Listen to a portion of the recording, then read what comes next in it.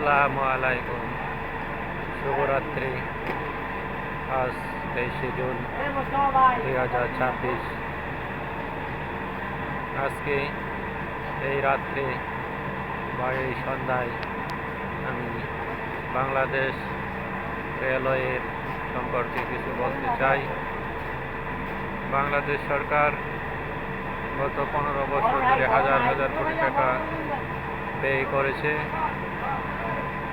Engine pause সংগ্রহের ব্যাপারে।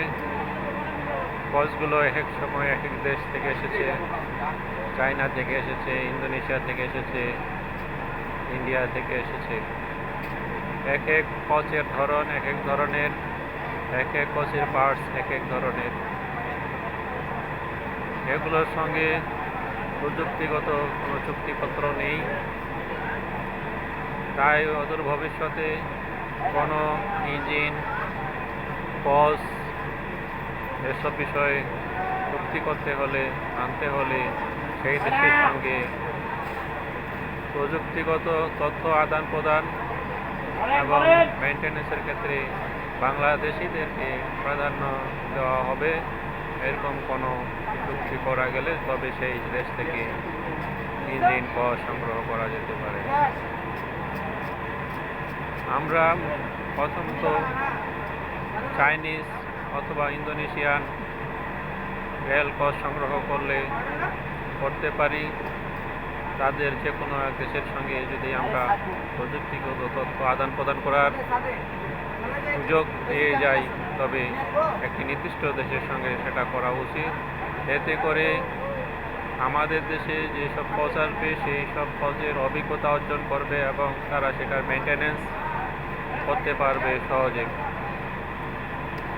এখন আমরা দেখতে পাই কোনো ট্রেনের কোনো একটি নাট খুলে গেছে, সেটা ঠিক করতে পারে না, জানলা নষ্ট হয়ে গেছে ঠিক করতে পারে না, দরজায় প্রবলেম ঠিক করতে পারে না। ইতিমধ্যে ইন্টারসিটি অনেক পজ পার্বতীপুর, সান্তাহার, সৈয়দপুর বিভিন্ন জংশনে পড়ে আছে সামান্য ত্রুটির কারণে। অথচ এগুলো আমাদের দেশীয় ইঞ্জিনিয়ার টেকনিশিয়ান দিয়ে ঠিকঠাক করে চালানোর উপযোগী করা সম্ভব, কিন্তু প্রযুক্তিগত কোনো তথ্য আদান প্রদানের সুযোগ না থাকায় আমরা যে সব পজ কিনে এনেছি এগুলো সমস্যা হলে সেগুলো মেনটেন্যান্স করার ক্ষমতা আমাদের দেশীয় ইঞ্জিনিয়ার, টেকনিশিয়ান, সার্ভিসের সঙ্গে যারা জড়িত তারা এগুলো কোনো কিছুই করতে পারেন না।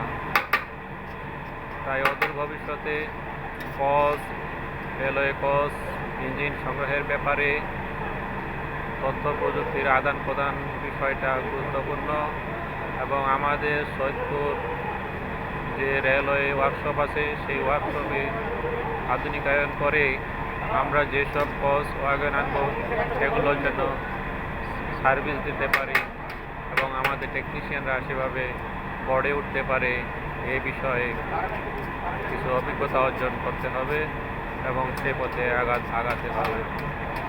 এই ক্ষেত্রে চায়না এবং ইন্দোনেশিয়াকে আমরা মূল্যায়ন করতে পারি। ইন্ডিয়াকে এই মুহূর্তে আমরা সামনে রাখতে পারি না। ইন্ডিয়া ব্যয়বহুল, প্রতারণার সুযোগ আছে এবং